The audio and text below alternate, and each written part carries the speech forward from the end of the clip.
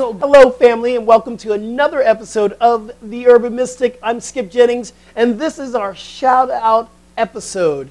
This is the time that I get to shout out those questions that you send in to me right here in the garden. So if you want a question on air, just contact me and I'll do my best to get them on air. So let's dive right into it.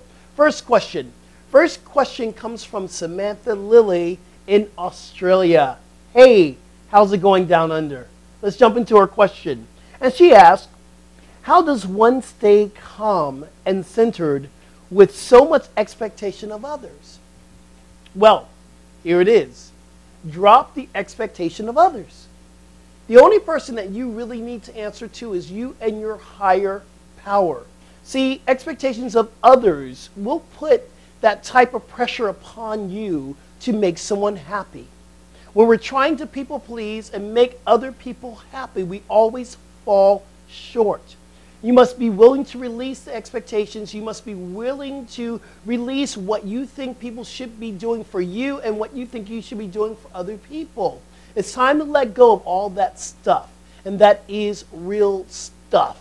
So time to let go and just talk and answer to your higher self. Let's move on. Second question. And this one comes from Mary in New York. And Mary in New York asks, why 7-day challenges? What's up with that? Can we do more? Absolutely. Here's why I choose 7 days. And it was the divine number that I downloaded right in the middle of one of our early tapings right here at the Soul Garden. 7 days, or 7, that number is a divine number. It is a number of completion. It feels powerful. It is a God number. So when I heard 7 and I heard challenge, it gave enough time for someone to really start to put something into practice. Now here's the truth. It really takes something 21 days to come from just maybe an idea to a practice to a transformational tool. So 21 days is really the goal that we want to reach towards when I give you these 7-day challenges. The other reason why we picked 7 is because of the fact that I do a show every single week, and 7 days is the next day to the show. But if you choose to go deeper and continue with these practices, absolutely. What are we building, my friends? We're building our spiritual muscles, and it takes work. Just like we're in a gym, just like we're in a club, we got to build those spiritual muscles. This is the gymnasium of spirituality right here at the Soul Garden. All right, let's go to the third question. Christina asks, how do you deal with mean people? Well, I have two answers for this. Number one, mean people are God as well. Mean people are God as well.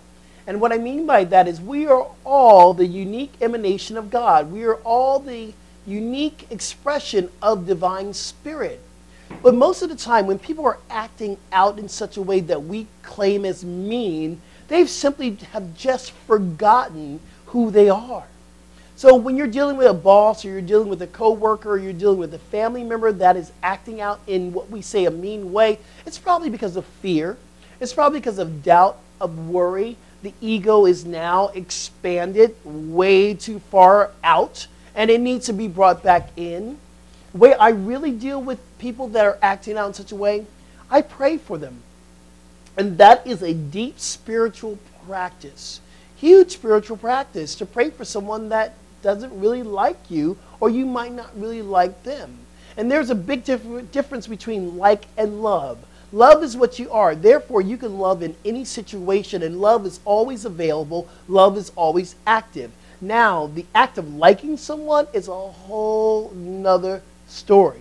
So here we go. For your 7 days, if you're having mean people in your life, here's a challenge.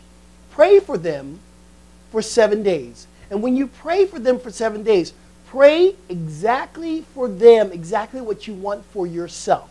See, you cannot want anything for yourself and not want for anyone else. So when you say that prayer, wish that person and speak that affirmative prayer of the joy, the peace, the love that you are. So that's it. That's our shout out episode for this week. Remember, if you have a question, you can always reach me here at the Soul Garden, or Become my friend on Facebook and Twitter. I do a lot of work. I send a lot of the affirmations that I post here at the Soul Garden. I also post on Facebook, so you can get it all over the place. And don't forget, become my friend on YouTube, because you can catch all these Soul Garden episodes on YouTube as well. So I am really grateful to be here, to be your practitioner, to be your inspiration. And remember, my friends, the power to change your life is always within you. Until next time, I'm Skip Jennings. SoulGarden.tv